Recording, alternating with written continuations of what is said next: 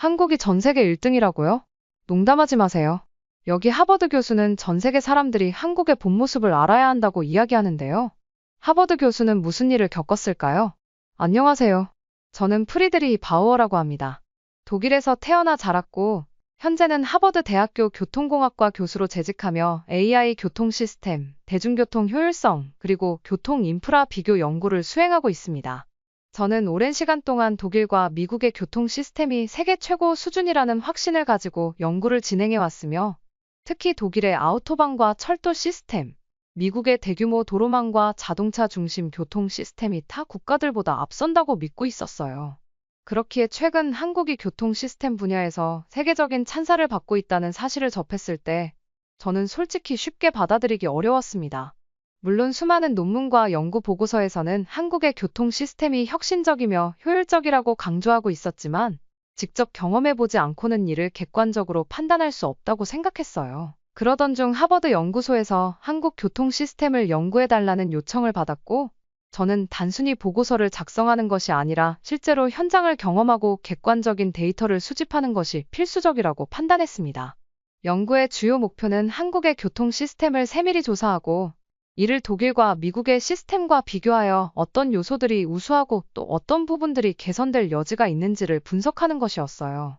연구진 내부에서는 여전히 독일과 미국이 교통 인프라 측면에서 더 우월하다는 확신을 가지고 있었기에 연구 결과가 그들의 기대와 다르게 나온다면 어떤 반응이 나올지도 궁금했습니다.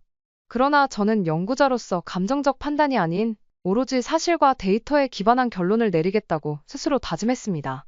이런 결정을 내리기까지 적잖은 고민이 있었어요. 연구자의 신념이란 때때로 기존의 믿음을 뒤흔드는 발견과 마주할 때 가장 큰 시험대에 오르게 마련이었습니다. 만약 한국의 교통 시스템이 실제로 독일과 미국보다 우월하다면 이를 인정하는 것이 저희 연구자로서의 양심을 지키는 길이겠지만, 한편으로는 그동안 제가 연구해온 모델들이 부분적으로 재검토될 수도 있다는 의미였어요. 독일과 미국 중심의 연구자들은 전통적으로 자신들의 시스템이 세계 표준이라고 믿어왔으며, 한국과 같은 나라가 그보다 앞서 있다는 결론을 쉽게 받아들이지 않을 가능성이 높았습니다. 게다가 연구 발표 이후 연구소와 독일 교통연구기관으로부터 어떠한 반응이 나올지도 예상하기 어려웠어요. 그러나 과학적 연구의 본질은 진실을 찾는 것이며, 어떠한 압력에도 흔들리지 않고 정확한 사실을 보고하는 것이 연구자의 기본적인 태도라고 믿었기에, 저는 이 연구를 단순한 조사 그 이상으로 받아들이기로 했습니다. 비행기가 인천국제공항에 착륙하자마자 저는 예상하지 못한 놀라움을 경험하게 되었습니다. 우선 입국 심사부터가 너무나도 신속하고 효율적이었어요. 독일 프랑크푸르트 공항에서는 입국 심사에 상당한 시간이 소요되었고, 대기줄이 길어질 경우 짜증이 날 정도로 느린 진행 속도를 경험해야 했지만, 인천공항에서는 자동화된 시스템과 얼굴 인식 기술이 적용되어 절차가 매우 빠르게 진행되었습니다. 심지어 공항 내에 배치된 안내 로봇과 디지털 표지판들이 여행객들에게 실시간 정보를 제공하고 있었으며, 이는 공항의 운영이 얼마나 체계적으로 이루어지고 있는지를 보여주는 명확한 증거였어요. 짐을 찾는 과정에서도 딜레이가 거의 없었고, 공항 내부의 동선이 효율적으로 설계되어 이동이 편리했습니다. 이렇게까지 조직적이고 효율적인 공항 시스템을 경험한 것은 처음이었고, 솔직히 말하자면 조금 당황스러웠어요. 연구를 위해 한국을 방문한 것이지만, 공항에 도착하자마자 이렇게 강한 인상을 받게 될 줄은 몰랐습니다. 공항에서 서울 시내로 이동하기 위해 공항철도를 이용하면서 다시 한번 한국의 대중교통 시스템이 얼마나 정밀하게 운용되고 있는지를 체감하게 되었어요. 열차의 도착 시간은 정확했고, 승차 과정도 매우 간결했으며, 티켓 발권부터 탑승까지 전 과정이 직관적이었습니다. 독일에서도 ICE와 같은 고속철도가 있지만, 지연이 자주 발생하며 서비스 품질이 지역마다 차이가 있다는 점에서 한국의 시스템과 비교할 때 명확한 차이가 있었어요. KTX를 타고 이동하면서 저는 좌석 예약 시스템이 얼마나 편리하게 운영되고 있는지, 그리고 승무원들의 서비스가 얼마나 친절하고 세련되었는지를 확인할 수 있었습니다. 무료 와이파이가 제공되는 점도 인상적이었고, 내부 시설이 청결하고 조용한 것도 감탄스러웠습니다. 한국의 철도 시스템은 단순히 시간표대로 운행되는 것이 아니라 승객의 편의까지 철저하게 고려한 시스템이라는 것을 깨닫게 되었어요. 서울 시내에 도착한 후 본격적으로 대중교통 시스템을 경험하기 위해 지하철과 버스를 이용하기로 결정했습니다.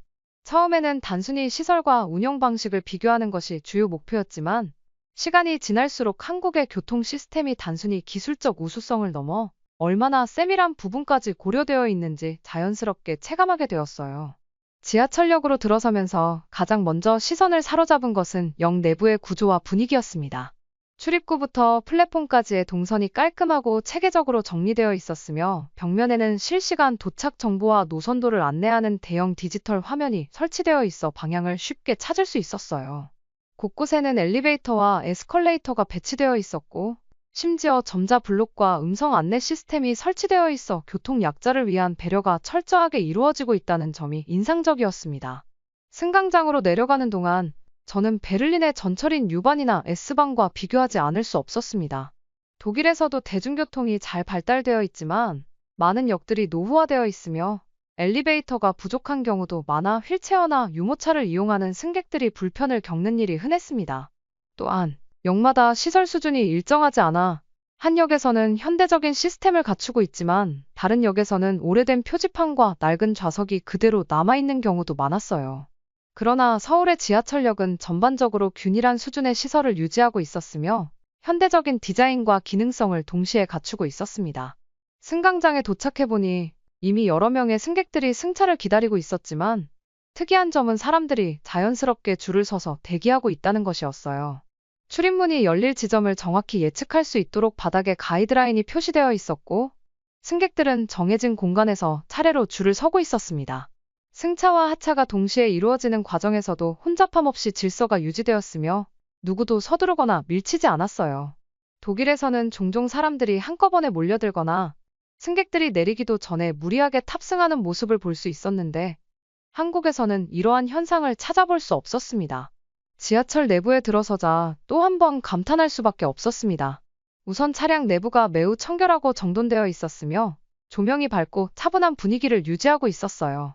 벽면과 천장에는 광고 대신 승객들에게 유용한 정보가 표시된 디지털 스크린이 설치되어 있었고 실시간 도착 정보와 환승 안내가 지속적으로 업데이트되고 있었습니다.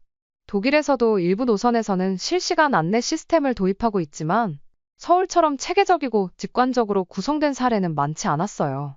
특히 인상적이었던 것은 열차 내부에 무료 와이파이가 제공된다는 점이었습니다. 노트북을 꺼내 연결해보니 속도가 빠르고 안정적이어서 온라인 작업을 하는데 전혀 지장이 없었습니다. 한편 차내 방송은 한국어뿐만 아니라 영어, 중국어, 일본어로도 제공되고 있어 외국인 승객들도 쉽게 정보를 이해할 수 있었어요. 저는 여행자나 관광객 입장에서 이런 요소가 얼마나 큰 차이를 만들어내는지 잘 알고 있었습니다. 독일에서도 주요 노선에서는 다국어 안내 방송이 제공되지만 여전히 많은 지역에서는 독일어 안내만 이루어지고 있어 외국인들이 혼란을 겪는 경우가 많습니다. 한국의 지하철 시스템은 이러한 불편을 최소화하기 위해 철저히 준비되어 있었고 그 덕분에 누구나 쉽게 이용할 수 있는 환경이 조성되어 있었어요. 열차에서 내린 후 저는 버스 시스템도 직접 경험해보기로 했습니다. 승강장에 도착해보니 버스 정류장에는 실시간 도착 정보가 표시된 전광판이 설치되어 있어 몇 분 후에 어떤 버스가 도착할지를 미리 확인할 수 있었어요. 독일에서도 일부 지역에서는 실시간 정보를 제공하는 전광판이 있지만 아직 모든 정류장에 도입되지 않았고 시스템이 제대로 작동하지 않는 경우도 종종 있었습니다. 버스를 타면서 가장 편리하게 느껴졌던 점은 한국의 통합 교통카드 시스템이었어요. 한국에서는 하나의 교통카드만 있으면 지하철, 버스, 택시까지 모두 이용할 수 있었고 환승 할인까지 자동으로 적용되었습니다. 반면 독일에서는 지역마다 티켓 시스템이 다르고 기차와 버스, 트램이 서로 다른 요금 체계를 가지고 있어 환승할 때마다 별도의 절차를 거쳐야 했습니다. 이런 점에서 한국의 시스템은 압도적으로 편리했고 대중교통 이용을 훨씬 직관적으로 만들었습니다. 또한 한국의 버스는 지정된 전용 차로를 따라 운행하고 있었기 때문에 출퇴근 시간에도 비교적 일정한 속도로 운행될 수 있었어요. 독일에서는 버스가 일반 도로를 함께 사용하기 때문에 교통 체증이 심한 경우 지연되는 일이 잦았고 승객들은 버스를 기다리면서도 정확한 도착 시간을 예측하기 어려웠습니다. 그러나 한국에서는 AI 기반 교통 시스템이 실시간으로 교통량을 분석하고 신호를 조정하는 방식으로 운영되고 있어 대중교통이 보다 효율적으로 작동할 수 있었어요. 한참 동안 버스를 타고 이동하면서 저는 창밖을 바라보며 한국의 교통 시스템이 단순히 기술적인 발전을 넘어 사용자 중심으로 설계되었다는 사실을 다시 한번 실감하게 되었습니다. 단순히 대중교통 수단이 많고 빠른 것이 아니라 이용하는 사람들에게 얼마나 편리한 환경을 제공할 수 있는지를 철저히 고민한 결과물이라는 생각이 들었습니다. 서울에서 며칠을 보내며 대중교통을 경험한 후 저는 보다 정밀한 분석을 위해 도로 교통 시스템을 살펴보기 시작했습니다. 일반적인 차량 흐름이 어떻게 조정되는지, 신호 체계는 얼마나 효율적인지, 그리고 예상치 못한 변수들이 발생했을 때 한국의 교통 시스템이 어떻게 반응하는지를 직접 관찰하고 싶었어요. 교통 시스템이란 단순히 차량이 많고 적음의 문제가 아니라 수많은 요소들이 결합하여 하나의 거대한 유기체처럼 작동하는 복합적인 구조였습니다. 그리고 서울의 도로는 단순히 차량이 이동하는 공간이 아니라 AI 기술과 실시간 데이터 분석이 적용되어 끊임없이 변화하고 조율되는 살아있는 시스템처럼 느껴졌습니다. 가장 먼저 눈에 띄었던 것은 AI 기반의 신호 체계였어요.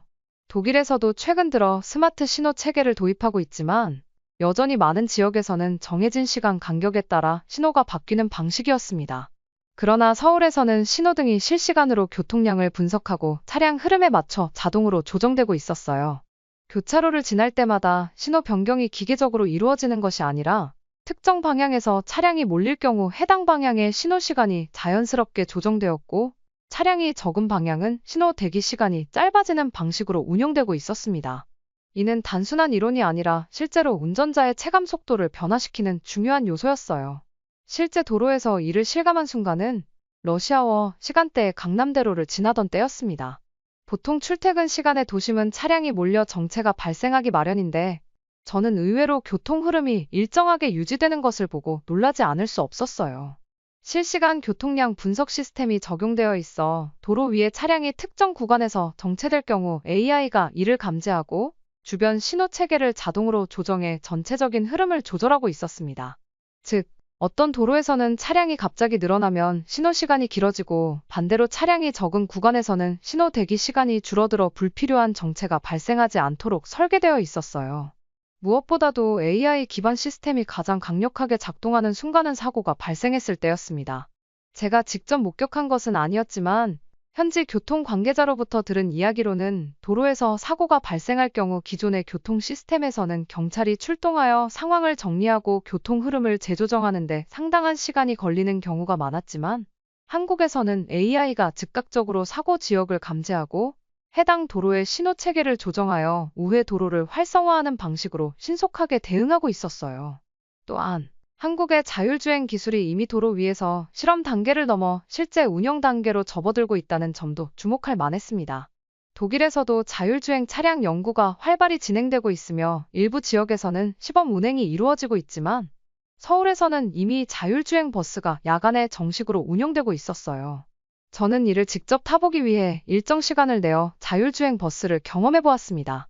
차량이 출발할 때부터 목적지까지의 운행 과정이 자연스럽게 이루어졌으며 승객들의 안전을 고려한 정교한 센서 시스템이 적용되어 있어 예상했던 것보다 훨씬 안정적인 주행이 이루어졌어요. 또 하나 흥미로웠던 것은 겨울철 대비 인프라였습니다. 한국이 겨울철에도 비교적 온화한 기후를 갖춘 지역이 있는 반면 강원도나 일부 내륙 지역은 혹독한 한파와 폭설을 경험하는 곳이었어요. 독일에서도 겨울철 교통 문제는 주요한 연구 주제였으며 대부분의 경우 도로 위에 제설차를 투입하고 염화칼슘을 뿌려 결빙을 방지하는 방식으로 대응하고 있었어요. 하지만 이러한 방법은 작업 시간이 오래 걸리고 환경적으로도 부담이 되는 경우가 많았습니다. 반면 한국에서는 주요 도로에 열선이 설치되어 있어 눈이 내리더라도 자동으로 녹아버리는 시스템이 적용되어 있었습니다. 단순히 물리적인 열선만이 아니라 AI가 기상 예보를 실시간으로 분석하여 폭설이 예상될 경우 사전에 열선을 가동하는 방식으로 운영되고 있었어요. 이는 단순히 도로를 유지하는 차원이 아니라 기상 변화에 따른 교통 문제를 미리 예방하는 효과적인 방법이었습니다. 고속도로를 달리면서 저는 한국의 톨게이트 시스템이 얼마나 효율적으로 운영되고 있는지를 직접 체험할 수 있었어요. 처음에는 단순히 톨게이트를 빠르게 통과할 수 있다는 점에 주목했지만 시간이 지나면서 그 속에 숨겨진 기술적 정교함과 체계적인 운영 방식이 점점 더 눈에 들어오기 시작했습니다. 일반적으로 톨게이트는 차량 흐름을 방해하는 요소 중 하나로 작용하는 경우가 많습니다. 독일의 경우 아우토반은 대부분 무료로 운영되지만 유지 보수를 위한 세금이 따로 부과되고 있으며 일부 유료 도로에서는 여전히 번거로운 결제 절차를 거쳐야 하는 경우가 많습니다. 반면 한국의 하이패스 시스템은 이미 고속도로의 거의 모든 차량에 보편적으로 적용되고 있었고, 그 덕분에 톨게이트에서 차량이 멈추는 일이 거의 없었어요.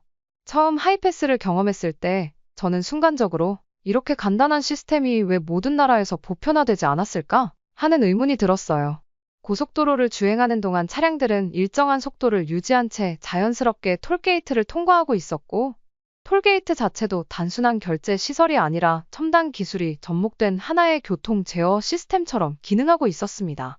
특히 AI 기반의 자동 결제 시스템이 도입된 덕분에 차량이 정차하지 않고도 정확한 통행 요금이 부과되고 있었어요.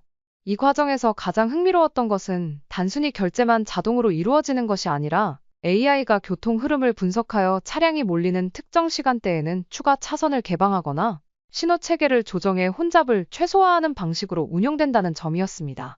즉, 톨게이트 자체가 하나의 정적인 시설이 아니라 실시간으로 변화하는 교통 흐름에 따라 유기적으로 반응하는 시스템으로 작동하고 있었어요. 독일에서도 일부 자동 결제 시스템이 도입된 구간이 있지만 한국처럼 전국적으로 보급되어 있고 모든 차량이 자연스럽게 이를 활용하는 수준까지는 도달하지 못한 상태였습니다. 하지만 한국의 고속도로에서 더욱 인상적이었던 것은 톨게이트 시스템뿐만이 아니었어요. 오랜 시간 운전을 하다 보면 누구나 피로를 느끼기 마련인데, 저는 처음으로 한국의 고속도로 휴게소를 방문하면서 이곳이 단순한 휴식 공간이 아니라 하나의 독립적인 작은 도시처럼 기능하고 있다는 점을 깨닫게 되었습니다. 독일의 고속도로 휴게소는 기본적인 개념이 매우 단순합니다.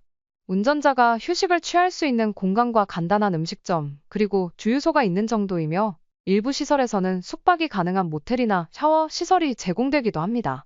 하지만 한국의 휴게소는 그 차원을 완전히 뛰어넘고 있었어요. 우선 휴게소에 도착했을 때 저는 거대한 쇼핑몰에 들어선 것 같은 느낌을 받았습니다. 건물 내부는 깔끔하게 정리되어 있었고 다양한 음식점과 편의점, 그리고 지역 특산물을 판매하는 상점들이 즐비하게 늘어서 있었어요.